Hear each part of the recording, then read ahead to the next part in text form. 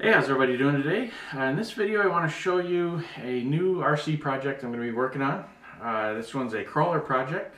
My buddy got a crawler and he's like, oh, you got to get one of these things so we can go drive them. So I picked one up. I wanted to go with, I checked out some different brands. I went with Traxxas because they seem to be the most rugged setup and the most popular, so all the hobby shops have parts for them, and there's a lot of aftermarket support for them. So anyway, I got the unassembled kit because I know myself, and the way I do it is I buy the thing and then I end up getting rid of all the parts I want to swap out and buying all new ones, and then I have all this stuff that I didn't need, which this kit is great for me because of that, because it doesn't come with all the stuff that I was going to buy anyway, or upgrade, let's say. No radio, no motor, no speed control. It doesn't have the 2-speed transmission, and it doesn't have the locking differentials. So this one, the Sport, is actually regarded as their best crawler. So I figured, let's start with that one. I'm probably going to want a really good crawler at some point once I start building it anyway. So I got the Sport kit, comes with the body. I also want to make the truck look like my truck. So drive somewhere in my truck, pull out my little RC truck, and then go drive it. So it'd be kind of cool. So I got the white paint, which matches my truck. Body fitment was also an issue with some of the kits because some of them have big fenders on them, and then a lot of the bodies don't fit, and you either got to cut them down or remove them anyway and then get other parts. So the Sport kit seemed to suit me best. You can put a bunch of different bodies on this and make it look however you want. I got the stainless hardware because anybody that has one of these says once you drive through water, the whole undercarriage, all the hardware kind of turns orange and starts rusting on you, and it's just kind of ugly. So might as well, if you're building it up for the first time, just build it with the stainless hardware and you're good to go. So I got that. I picked up a DS servo, coreless digital servo. This is 35 kilograms of torque. It also comes with a metal servo horn.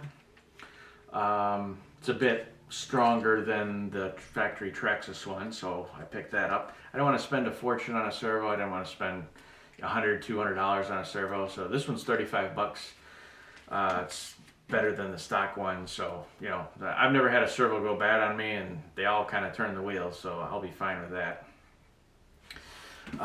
The number one part that breaks on the TRX-4, from my research anyway, is the portal gears from the axles.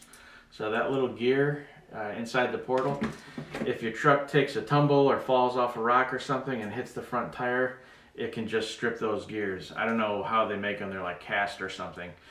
But these are machined chromoly.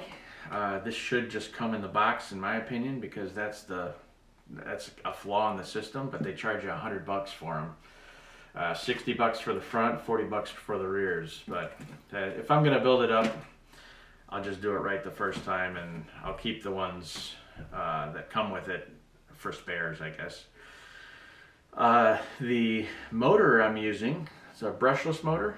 It's from Hobbywing. It's the X550 R2, 3300 kV.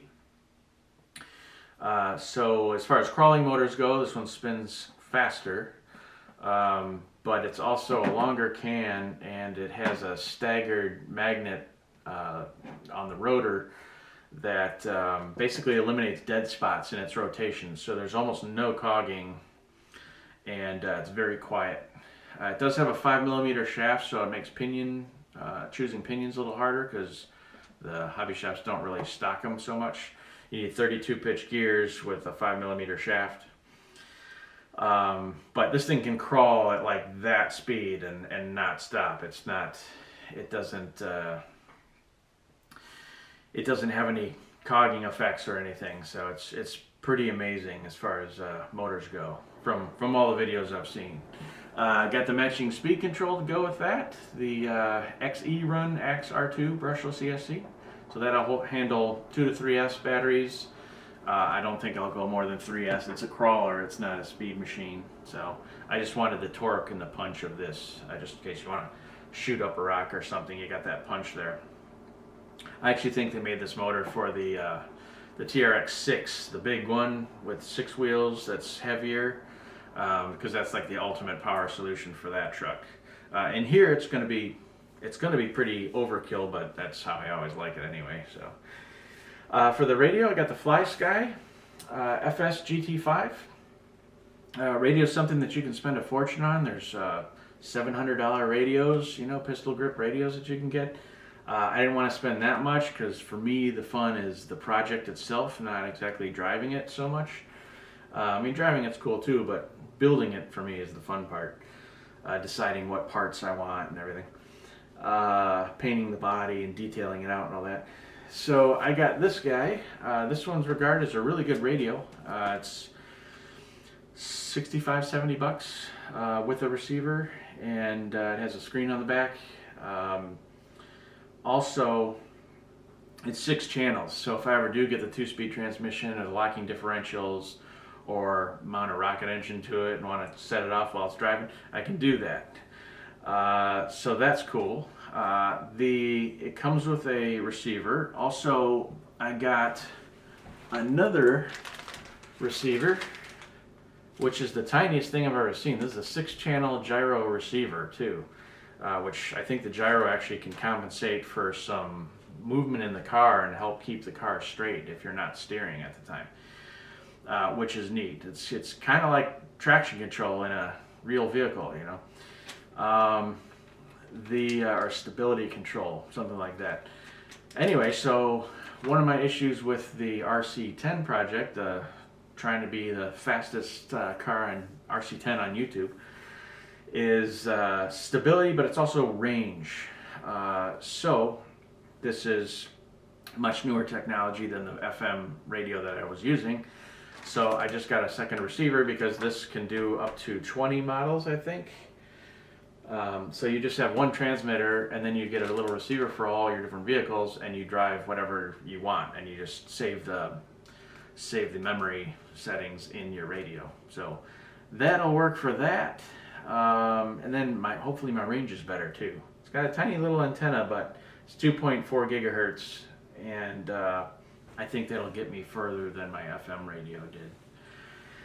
Anyway, so that's that. That's the beginning of the project. I'm going to start building this tonight, and we'll see how it goes. There's going to be more parts, and I'm going to have to paint the body and everything, and make some gearing choices and everything. The pinions aren't as readily available for this guy because it's got the 5mm shaft, but and it's 32 pitch. That's not a common mix, but they are out there. So anyway, thanks for watching, and we'll see you guys on the next one. Have a good one.